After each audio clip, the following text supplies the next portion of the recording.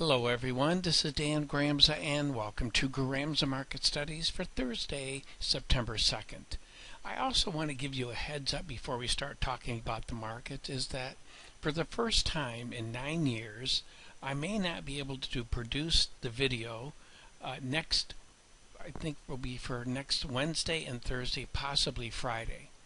But on Friday, this coming Friday, and also on Monday, because we have a shortened session because of the holiday, I will provide my outlook for the rest of the week. It's the first time in 9 years that I've been doing this that I've potentially may miss a trading day. But let's talk about what's going on with that NASDAQ market.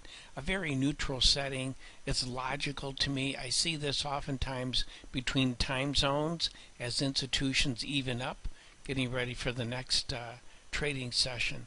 But for me, from this point of view, for Thursday, we may have some numbers coming out that could create a commitment. My bias is still for a move to the upside. And right now I'm looking for Thursday to stay inside of Wednesday's range.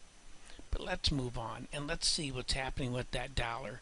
And that is, the dollar got weaker. We can see the euro get stronger here by that green candle. And the difference here between the bearish and bullish market, the magnitude change is $1,250, and I do look for follow through to the upside in the euro.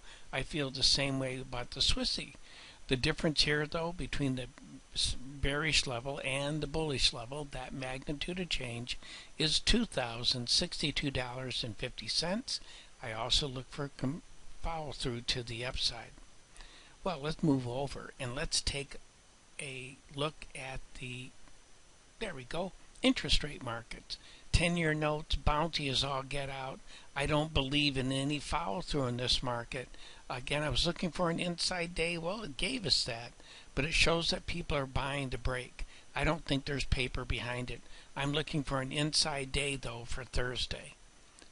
And when it comes to gold, we traded above its bearish level, but no follow through yet in that market.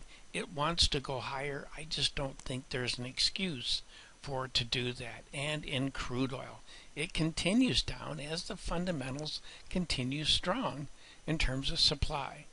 This is a logical level for this market to stop and take a breath, and that's what I'm looking for on Thursday. Not a dramatic move down, but a relatively small range for the crude oil market. And in soybeans, that also looks like a market that's trying to slow down. We did do that here in corn. We traded above its bullish level. The magnitude change between the bearish and bullish level is $600. I talked about in the advanced video that this is a good example of a lead up to false sense of security, but you really wouldn't expect much follow through. Interesting setup, I think, from my point of view. Well, let's talk about wheat. Wheat traded one tick, 1/4 cent above that bullish level, and the magnitude change between the bearish and bullish level in that market is $1,900 a contract.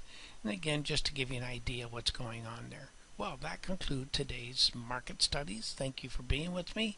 Looking forward to being with you again tomorrow. In the meantime, take care.